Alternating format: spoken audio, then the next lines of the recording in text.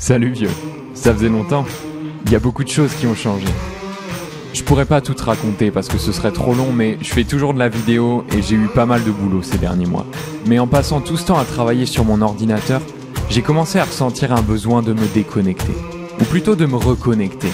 Un besoin de retourner aux sources.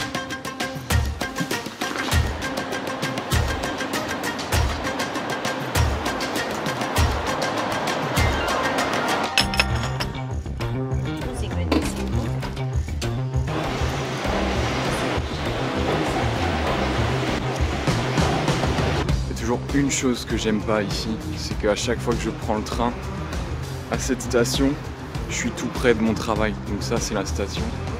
Et le bâtiment de mon travail se trouve juste là. Il y a ce truc, tu sais, je suis là pour créer cet après-midi, on va se balader, on va se reconnecter et tout. Et pour faire ça, il faut que tu ailles à la station qui est tout près de ton travail. Et tu sais, tu as toujours toutes les vibes qui remontent comme ça. Ton corps pense que tu vas aller au boulot. Tu es obligé de lui dire non, c'est bon, détends-toi, tranquille, tu vois. Tout va bien.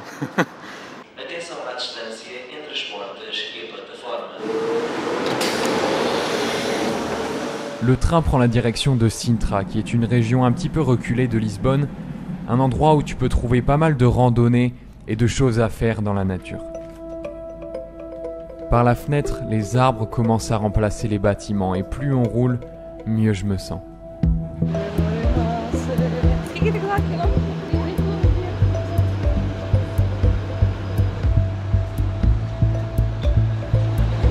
C'est pas la première fois que je viens ici, je suis déjà venu une fois, mais je suis toujours dans la ville et c'est super sympa, c'est joli, c'est mignon, mais il y a beaucoup de touristes, ce qui est normal. Mais là le but c'est de s'enfoncer le plus rapidement possible dans la forêt, dans la nature. Et je sais qu'il y en a par ici, donc si je suis le plan normalement, on devrait y arriver sous peu.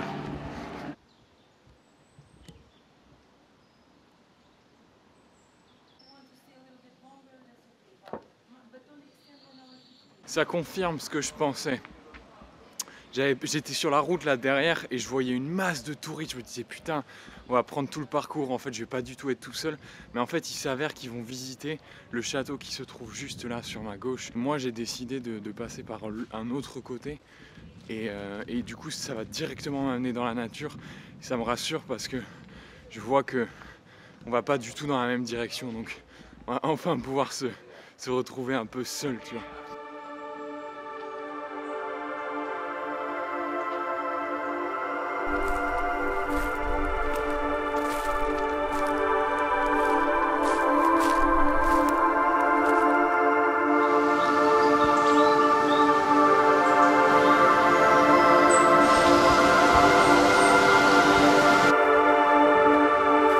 Ça devient de plus en plus intéressant. J'ai vraiment l'impression que j'ai choisi une randonnée ou un chemin que les gens ne prennent pas. C'est hyper étroit. C'est génial, c'est exactement ce que je voulais. Maintenant vieux, il y a quelque chose qu'il faut que tu saches sur Sintra. C'est une ville qui a une réputation un petit peu mystérieuse. En te baladant, tu peux tomber fréquemment sur des vestiges des civilisations passées sur lesquelles la nature a récupéré ses droits. Un ami m'a même dit une fois qu'en allant se balader dans la forêt une nuit, il était tombé sur d'anciens groupes religieux chelous en train de faire des initiations et des rites un peu mystiques.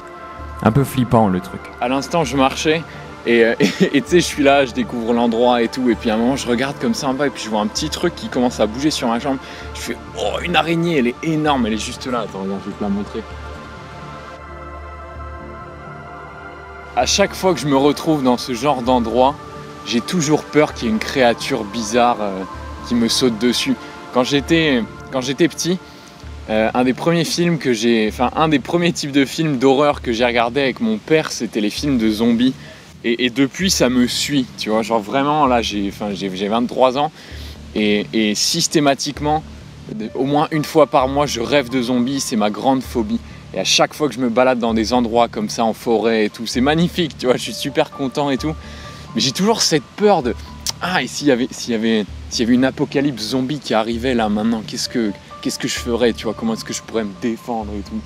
Je dois être barjot, tu vois, mais chaque fois j'y pense et là ouais, tu utiliserais quoi, tu sais, un bout de bâton. Ouais. Je dois être ouf. C'est vraiment marrant parce que tu peux toujours entendre les voitures et les moteurs. Il y a une route un peu plus bas. Mais je suis vraiment isolé là, je suis monté. Et des espèces de dolmens là-bas. Je vais essayer d'aller voir en haut. Je sais pas pourquoi j'ai autant envie d'aller off-road un peu, tu vois. J'ai regardé Indiana Jones et l'Arche perdue hier, donc c'est peut-être pour ça, tu vois. Ça a réveillé mon côté aventurier, mais il faut, tu sais, se pousser un peu comme ça dans des endroits, dans des retranchements, aller dans des endroits inconnus un peu, découvrir des trucs, peut-être des cadavres, tu vois. Quelqu'un est déjà passé par là, c'est sûr, il a laissé un bâton.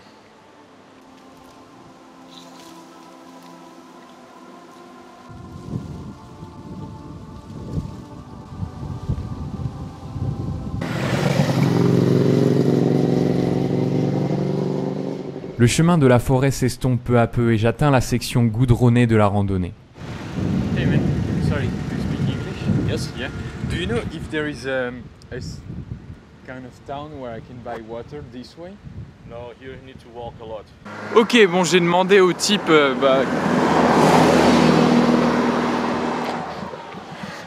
qui a cette voiture là. Je pensais m'arrêter sur la route pour m'acheter de l'eau parce que j'ai pas d'eau en fait. Et là, la route sur laquelle je suis, il s'avère que là c'est tout droit et tu marches et il n'y a pas un seul commerce. Et je voulais lui demander s'il y avait un endroit où je pourrais trouver de l'eau. Il me dit non, là tu marches quoi. Donc bon, je pense que je peux tenir de toute façon. Enfin, je vais pas crever de soif, tu vois. Je suis pas déshydraté comme une feuille de papier, mais on va continuer. Il est midi, donc je vais bientôt essayer de me poser pour manger un bout. Après peut-être 1 kilomètre de marche, sur ma gauche, je trouve un parc destiné aux vélos de montagne et aux randonneurs.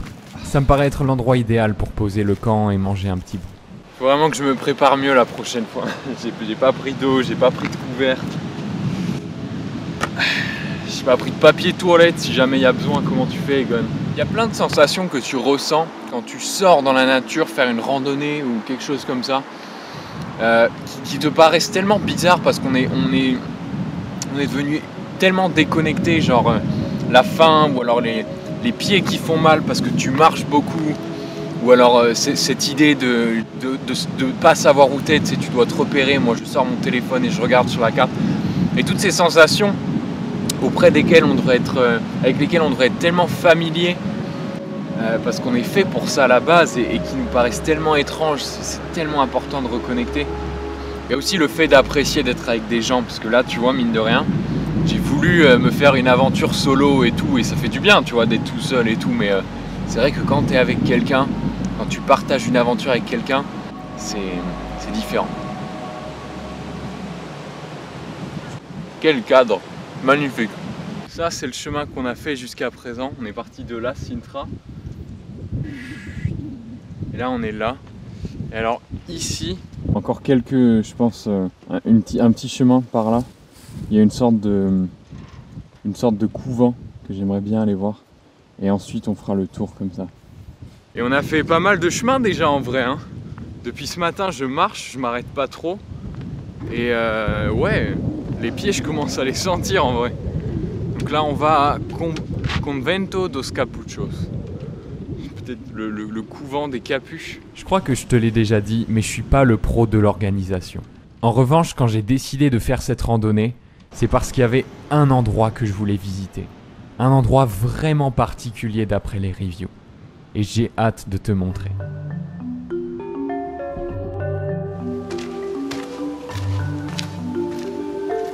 Le monastère de Santa Cruz de la Serra de Sintra, également connu comme monastère des Capucins ou monastère du Liège, a été construit en 1560. Remarquable par l'extrême pauvreté de sa construction, il matérialise l'idéal de confrérie et de fraternité universelle des frères franciscains qui l'ont habité. Le liège abondant dans la forêt a été utilisé comme matériau d'isolation ou appellation du monastère indiqué par William Beckford dans son carnet de voyage de 1787. L'édifice se fond dans la nature, indissociable de la végétation et incorporant dans sa construction d'énormes roches de granit. Par l'exercice de la contemplation, selon les enseignements de saint François d'Assise, ces religieux adoraient le Créateur à travers celle qui considérait être son œuvre, la nature.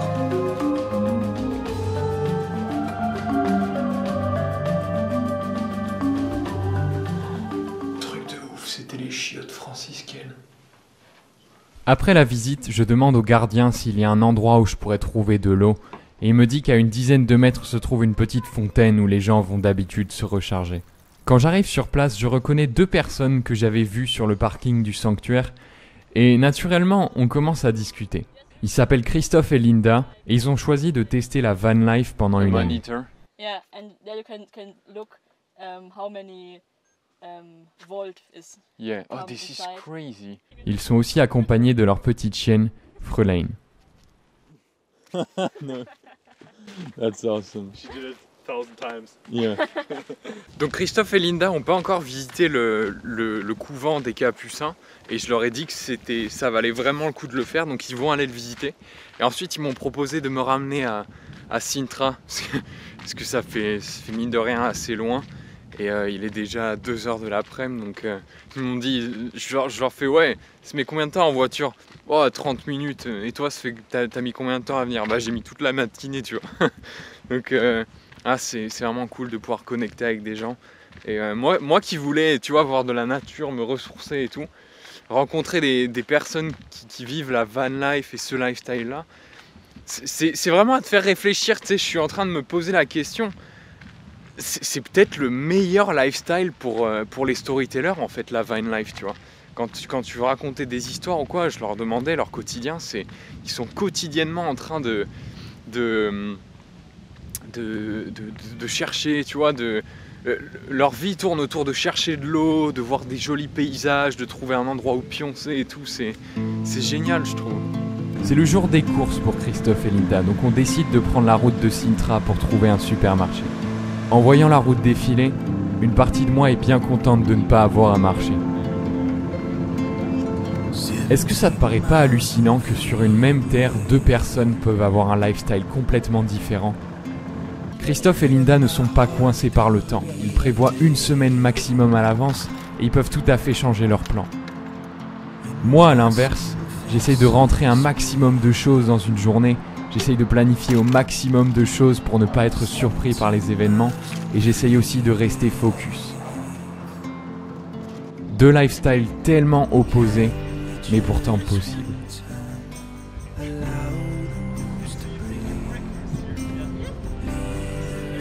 Et voilà, c'est la fin. Ils vont aller se poser et puis moi il faut que je rentre. Et c'est la fin de l'aventure, mais c'est génial comment ça s'est terminé. Une rencontre comme ça, c'est vraiment digne d'une histoire en fait, tu vois. Pendant la marche, pendant que je visitais le truc des Capucins là, je me disais j'aimerais bien rencontrer des gens quand même et tout, parce que il y a toujours ce truc où quand tu marches un bon bout et que tu es tout seul, j'ai toujours cette idée de j'aimerais bien rencontrer des gens et puis qu'on fasse la route du retour ensemble et tout. Et là le fait que ce soit passé, c'est top, tu vois. Donc je vais rentrer et puis ce sera la fin de cette aventure quoi.